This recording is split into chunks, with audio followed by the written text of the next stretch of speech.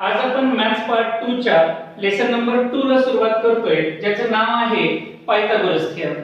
Pythagoras theorem तुम्ही 7th standard पासून ऐकत आलेला आहात आणि तुम्हाला माहिती आहे सुद्धा, hypotenuse square is equal to side 1 square plus side 2 square. अगदी बरोबर आहे. हा पायथागोरस थिअरम आतापर्यंत तुम्ही ऐकत आहात आणि त्याच्यावर एक्झाम्पल पण तुम्ही सॉल्व्ह केली. आज आपण शिकणार आहे की हा थिअरम नेमकी प्रूव्ह कशा पद्धतीने करायचा. तर सुरुवातीला आपण थिअरमच पाहूया. काय म्हणलेलं आहे बघा. In a right angled triangle, the square of a hypotenuse is equal to the sum of squares of remaining two sides. Diagram काढूया.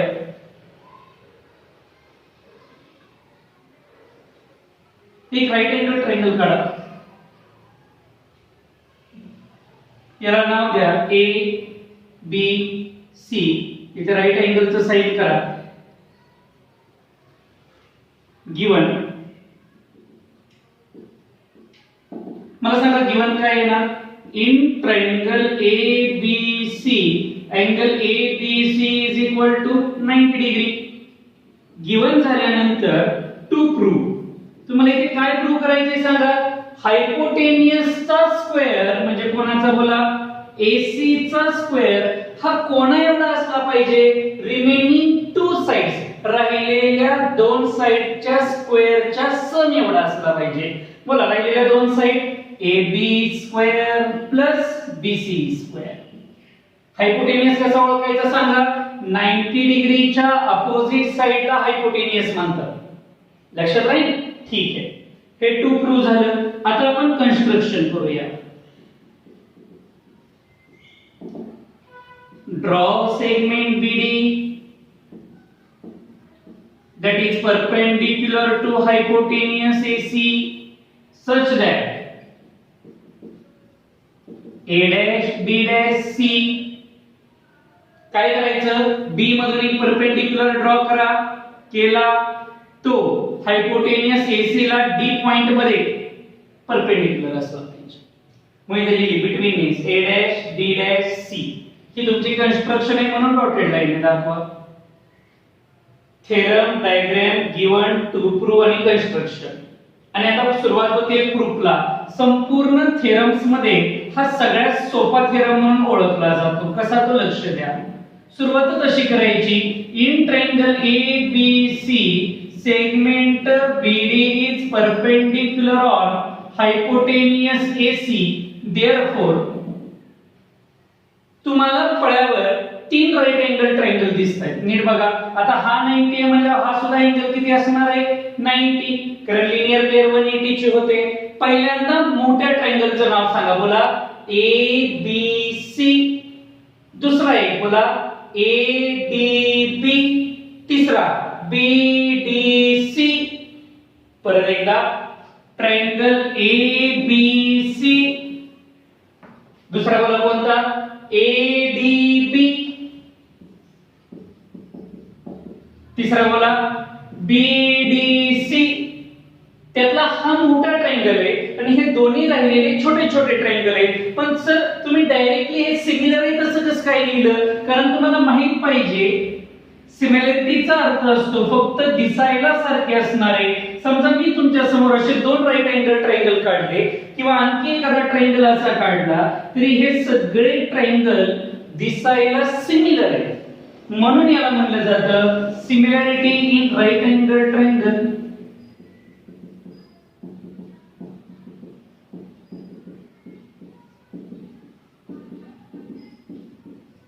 लिहिलं म्हणजे लक्षात काय ठेवायचं मला सांगा. आपण पहिल्यांदा मोठा ट्रायंगल घ्यायचा, त्यासोबत दोन्ही लहान ट्रायंगल घ्यायचे. आता इथून पुढे खरं प्रूफ चालू झालं. लक्ष द्या. एकदा घ्यायचा मोठा घेतला आणि त्याच्या जोडीला दुसरी जोडी घ्यायची छोटा. ही अशी पेअर बनल्यानंतर तुम्हाला मी काल करस्पॉन्डिंग साइड लिहायला शिकवलं. आठवतंय सगळ्यांना. करस्पॉन्डिंग साइड म्हणजे काय. इकडची जोडी तिकडची जोडी. चला पटपट सांगा मला जोड्या. AB AD is equal to इकडचा BC DB AC AB bracket मध्ये रिजन द्या corresponding sides of similar triangle. आता अशी साइड शोधा की जी दोन्हीकडे आहे. दिसते का तुम्हाला? इथं पण AB आणि इथं सुद्धा AB. म्हणून हा मधला भाग कॅन्सल करा.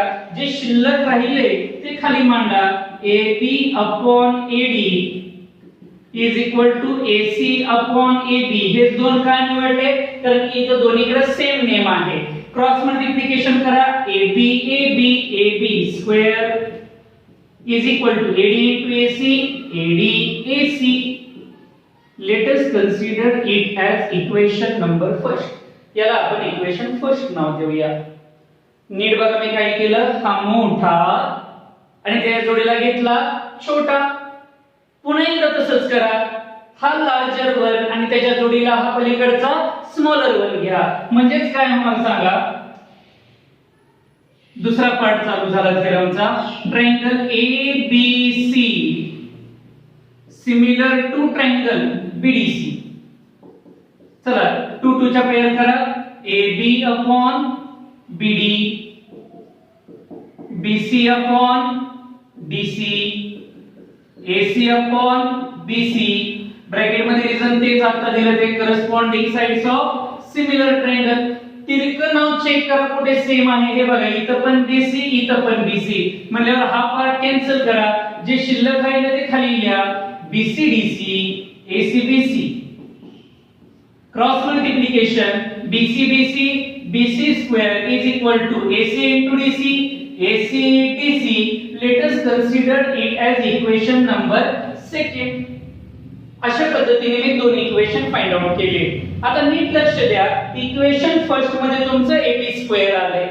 इक्वेशन सेकंड मध्ये BC स्क्वेअर आलेलं आहे. इथे बघा AB स्क्वेअर आणि BC स्क्वेअर दोघांची काय करायची आहे? ऍडिशन. म्हणून इथे लिहायचं ऍड इक्वेशन 1 and 2. आता नीट लक्ष द्या. इक्वेशन 1 मधला AB स्क्वेअर प्लस 2 मधला बोला BC square is equal to. आता इथं काय काय आलं होतं बोला. AD into AC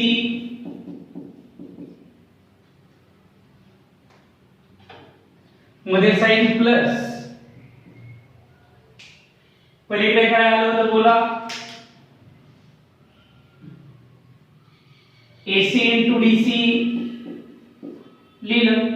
आता तुम्ही जर नीट निरीक्षण केलं तर या नावामध्ये आणि पलीकडच्या नावामध्ये दोघांमध्ये कोणतं तरी एक नेम तुम्हाला सेम दिसतंय. बोला कोणतं नेम सेम आहे रे बाळांनो? AC. म्हणून AC ला कॉमन घ्या. घेतलं दोघांमधून. इथूनही AC घेतला इथूनही AC घेतला. मला सांगा ब्रॅकेट मध्ये इथे राहिलं काय मग? AD मध्ये साइन प्लस आणि पलीकडे काय राहिला? BC. AC as it is लिहिलं. मला सांगा AD plus DC. डायग्राम मध्ये बघा AD plus DC काय तयार होतो? AC. इथे पुन्हा AC नाव आलं. Between A dash D dash C AC into AC AC square. हे बघा जे आपल्याला प्रूव्ह करायचं होतं ते मिळालं. काय समजला थेरम त्या अगोदर ऐका. राईट अँगल ट्रायंगल मध्ये हायपोटेनियसचा स्क्वेअर केला तर तो स्क्वेअर इतर दोन साइडच्या स्क्वेअरच्या सम एवढा असतो. लक्षात ठेवा. लिहून टाका. हा फळ्यावर काढलेला राईट अँगल ट्रायंगल आहे. आता वेळेस मी तुम्हाला थेरम काय शिकवला सांगा. थेरम असं सांगतो दिलेला ट्रायंगल जर राईट अँगल ट्रायंगल असेल तरच AC स्क्वेअर कोण एवढा येतो? AB square plus BC square एवढा येतो. हे असं जे तुम्हाला सांगतो त्याला म्हणतात थेरम. मात्र याचा कॉन्व्हर्स सुद्धा असतो. कॉन्व्हर्स म्हणजे काय? कॉन्व्हर्स नेमकं दिलेलं सेंटेन्स उलट सांगतं. म्हणजे एखाद्या ट्रायंगल मध्ये लार्जेस्ट साइडचा स्क्वेअर हा इतर दोन साइडच्या स्क्वेअरच्या सम एवढा आला. उलट स्टेटमेंट चाललंय. तर तो दिलेला ट्रायंगल राईट अँगल ट्रायंगल असतो. हा त्या थेरमचा काय झाला? कॉन्व्हर्स. म्हणजे इथं आपण थेरम आणि कॉन्व्हर्स दोघांची माहिती करून घेतली. लिहून टाका हे पण. पायथागोरस थेरम पाहिल्यानंतर आपण आता त्यातले काही सब टॉपिक पाहूया. त्यातला पहिला टॉपिक आहे geometric mean. Geometric mean he concept जशी मॅथ्स 1 मध्ये अल्जेब्रिक फॉर्म मध्ये पण वापरली जाते तशी जॉमेट्री मध्ये पण असते. नक्की त्याच्याबद्दल माहिती करून घेऊया. Late us consider as we have taken one triangle named as ABC with a perpendicular BD on your hypotenuse AC. You have seen that there are three right angle triangles are here. First one, larger one ABC and another two smaller. Tell me the names. ADB and third one BDC. You know that these three triangles are similar to each other. So write down triangle ABC is similar to triangle ADB is again similar to triangle BDC. Bracket मध्ये reason द्या. Similarity in right angle triangle.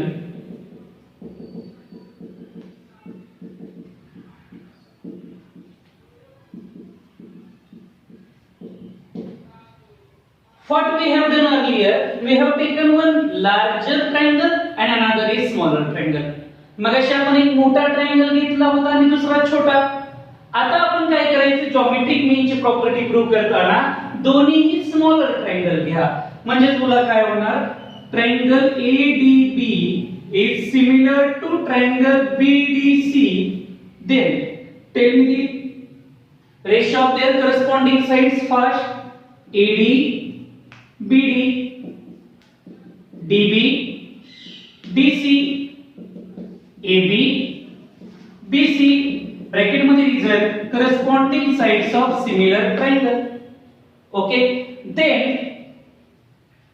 look at this ratio. Tell me which name is cross the same. BD, BD. So cancel this term. Write down these two terms. AD upon BD is equal to DB upon DC. Cross multiply them. AD multiplied by DC, and you know that BD and BD, these two terms are same. So BD into BD becomes BD square. It means that the middle line or middle perpendicular that we drawn is known as geometric mean of the triangle. And how we can find the length of that geometric mean? By multiplying these two terms AD and DC. ही जी मध्ये आपण line draw केली तिला geometric मीन असं म्हणतात. आणि त्या BD ची value काढायची असेल तर हायपोटेनियसचे जे दोन पार्ट तुम्हाला झालेले दिसतात, कोणते दोन पार्ट झाले बोला, AD आणि DC, या दोघांचं मल्टिप्लिकेशन करा, तुम्हाला आपोआप जॉमेट्रिक मीनची व्हॅल्यू मिळते. लक्षात येतंय? पुढची प्रॉपर्टी आपण पाहतोय, property of 30 degree, 60 degree, 90 degree triangle.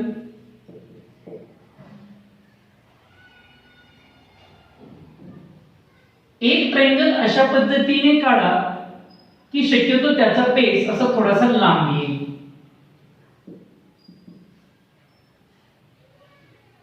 हा 90 डिग्री अँगल. जी साइड तुमची स्मॉलर आहे त्याच्या समोरचा अँगल 30 डिग्री आणि जी साइड लार्जर वर शिल्लक आहे त्याच्या समोरचा angle 60 degree. You can measure it. तुम्ही ते माप घेऊन काढू शकता. आता इथे रूल काय आहे ते सर्वात महत्त्वाचं आहे. रूल असं सांगतो, पहिला रूल आहे side opposite to 30 degree is half of hypotenuse. 30 डिग्रीच्या समोरची जी काही तुमची साइड आहे ती तुमच्या हायपोटेनियसच्या लेंथच्या हाफ असते. For example, let us consider as the length of AC is 12. AC ची लेंथ 12 घ्या. मग सांगा एक्झाम्पल कसं होईल, side opposite to 30 degree AB is equal to half multiply by name of hypotenuse AC. The length of AC is 12. 2 6 are 12. It means that length of AB is 6. It is fixed ratio. And another property is side opposite to 60 degree is root 3 by 2 times of hypotenuse.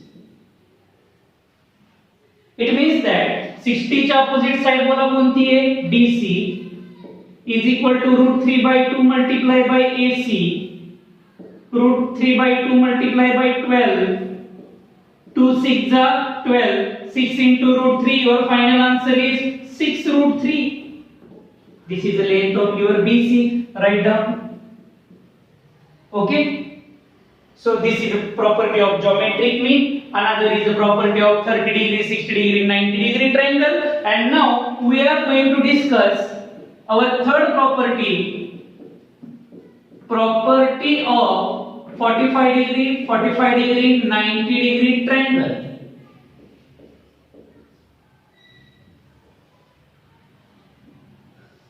In this property, you have to draw the triangle in which these two sides should be equal in length. Because if we taken this angle as a 90 degree, then remaining two angles should be 45 and 45. Okay. Then what is the property? Property tells us that side opposite to 45 degree is 1 upon root 2 times of hypotenuse. Look at this formula. Here, side opposite to 30 degree, half of hypotenuse. Side opposite to 60 degree, root 3 by 2 times of hypotenuse. And now, side opposite to 45 degree, 1 upon root 2 times of hypotenuse. For example, we have taken it as 8 root 2. Okay, then you have to find out the length of these both sides. So, side opposite to 45, BC, AB, both sides are opposite to 45. So, AB or BC, तुम्ही दोन्ही side लिहिले तरी चालतील. त्याची length काढण्यासाठी 1 upon root 2 times of hypotenuse नाव बोला AC. It means that 1 upon root 2 times of बोला AC ची length 8 root 2. Root 2 and root 2 get cancelled, so your final answer becomes 8. This is your final answer. So this one is 8, this one is also 8, and your hypotenuse is becomes 8 root 2. So in short, you can learn it as angle theta and times of hypotenuse.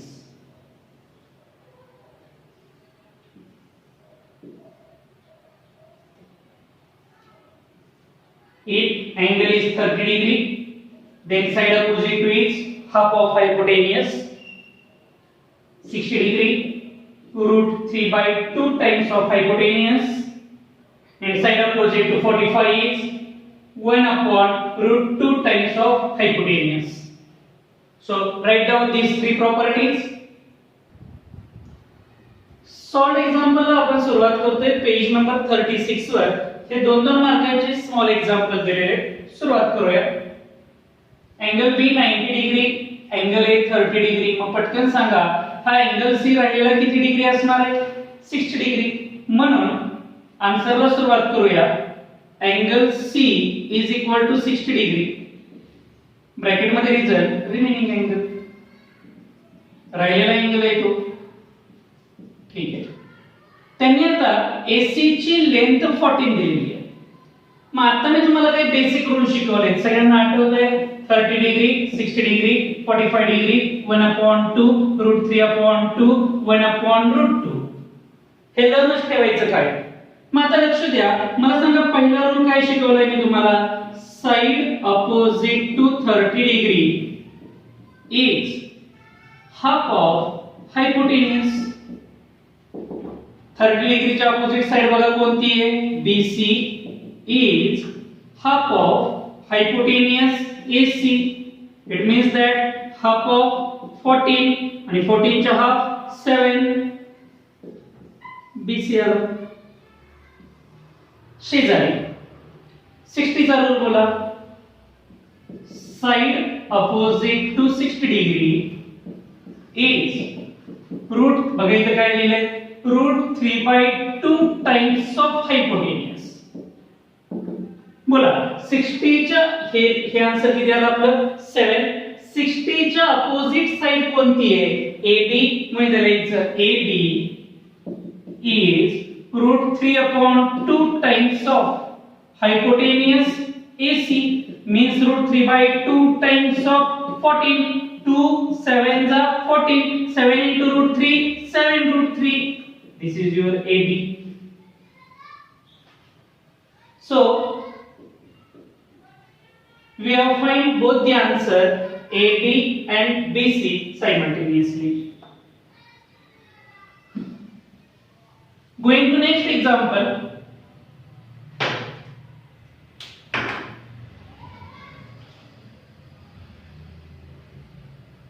In this example, first of all, angle C is 45 degree. Where is angle C? This one is 45 degree.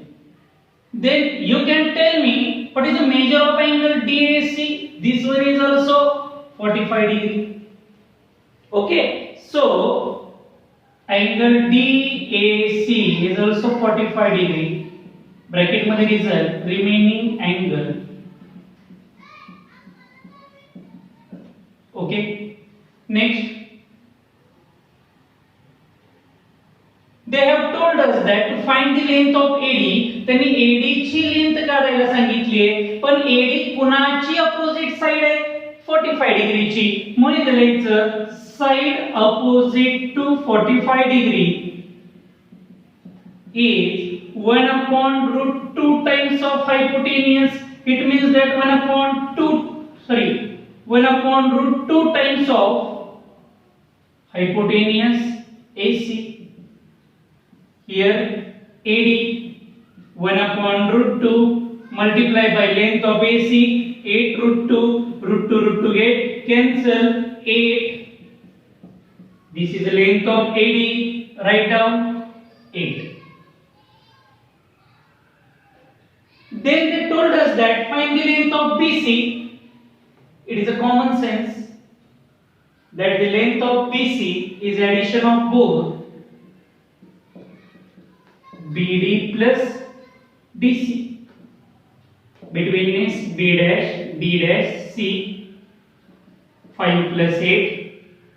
It becomes 30. It is the length of BC. That's all. We are going to solve the next example. You know that this middle line is known as what? Geometric mean. Good. So, tell me in triangle PQR segment QN is perpendicular to hypotenuse PR. Therefore, by property of geometric mean,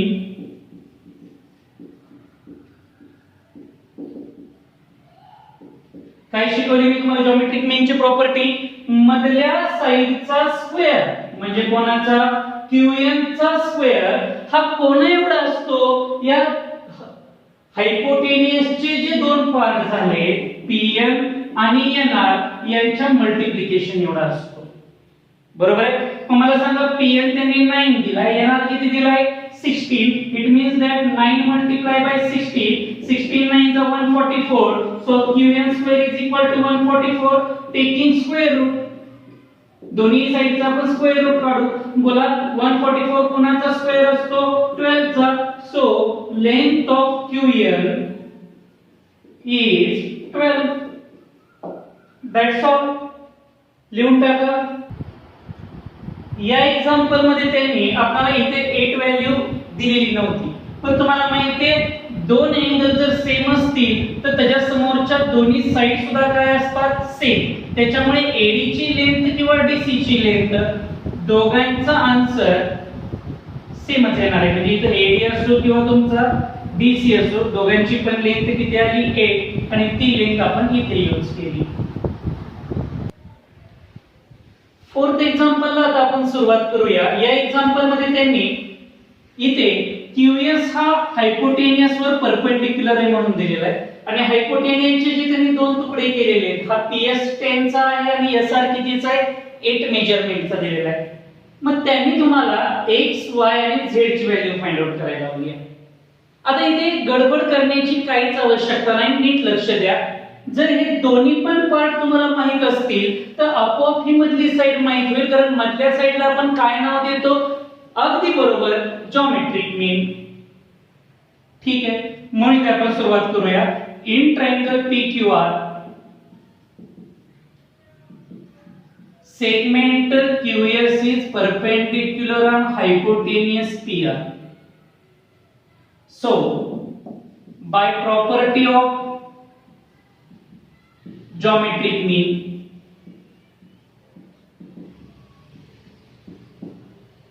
सांगा geometric mean ची property काय आहे?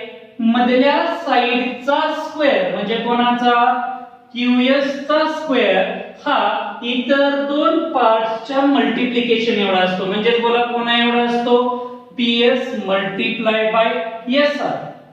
To be continued, the length of PS 10 multiplied by length of SR 8, 10 8 चा 80. पटकन मला सांगा 80 कोणाचा square असतो का? नाही. मग इथे आपण रूट काढावं लागेल. टेकिंग स्क्वेअर रूट, बोला QS is equal to इथला स्क्वेअर कॅन्सल आणि पलीकडे असं स्क्वेअर रूट येईल. 80 चे असे फॅक्टर पाडा की जेणेकरून त्याचं स्क्वेअर रूट निघलं पाहिजे. म्हणून मी इथं 16 85 16 5 जा 80 असे फॅक्टर पाडले. त्यातल्या 16 चं रूट येतं 4, आत मध्ये राहिलं रूट 5. हा तुमचा काय आला, QS. पण QS ला आपण काय नाव दिलं होतं, x.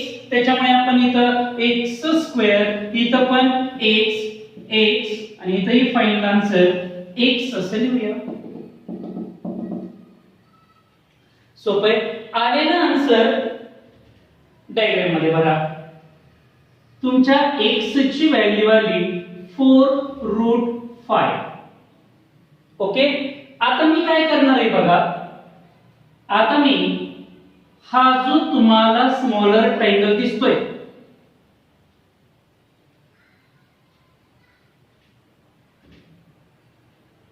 बोला त्याचं नाव काय, PSQ.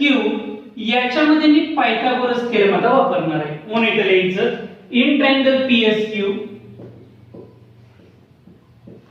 Angle PSQ is equal to 90 degree. बरोबर आहे का? बघा काय अँगल 90 डिग्रीचा आहे, म्हणून बाय पायथागोरस थेरम.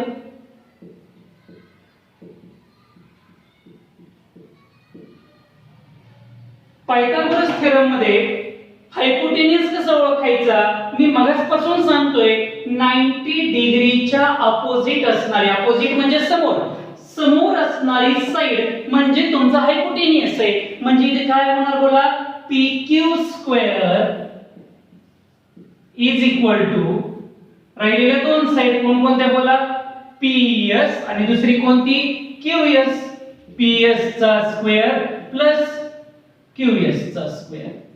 पुढे values PQ Z square, PS 10 square, QS 4√5 square,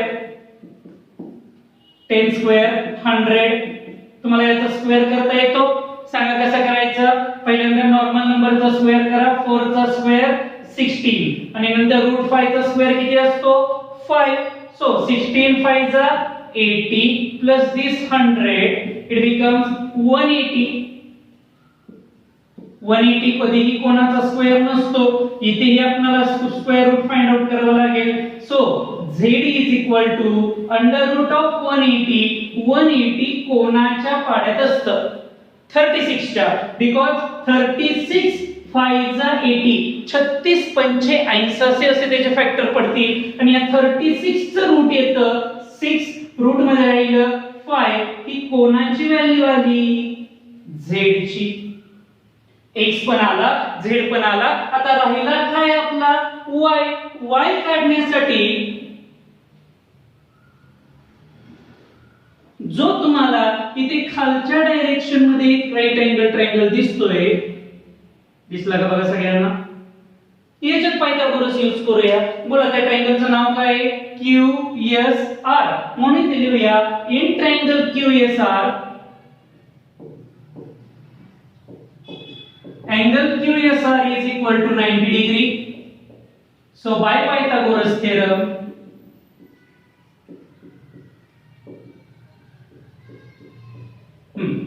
tell me हायपोटेन्यूस कसा ओळखायला शिकवलाय मी? 90 डिग्रीच्या अपोजिट असणारी साइड कोणती आहे?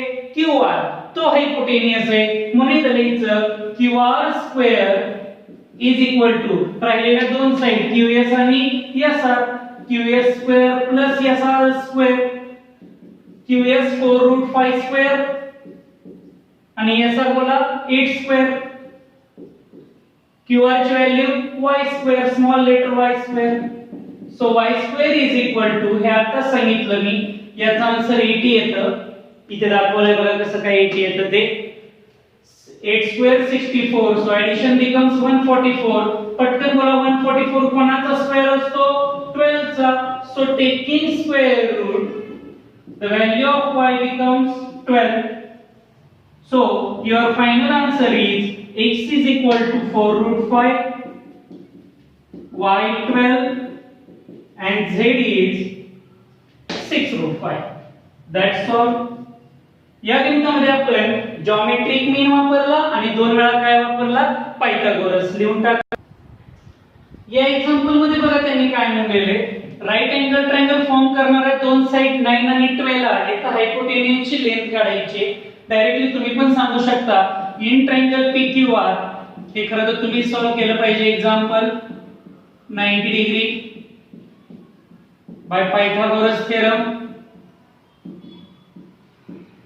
PR square is equal to बोला पहिल्यांदा हायपोटेन्यूसचा स्क्वेअर आणि नंतर दोन साइडचा square. PQ square plus QR square. PQ 9 चा स्क्वेअर आणि QR 12 चा square. 9 square 81, 12 square 144. Your answer is 225. PR square is equal to 225. Taking square root, बोला PR ची लेंथ किती आली? 15. कारण 225 15 चा स्क्वेअर असतो. म्हणजे लिहायचं लेंथ ऑफ हायपोटेन्यूस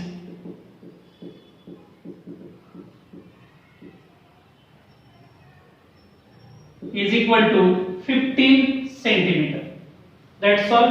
ही लेंथ 15 आली. सगळ्यांना एक्झाम्पल लक्षात आलं. साधा पायथागोरसचा रूल आपण इथं वापरला.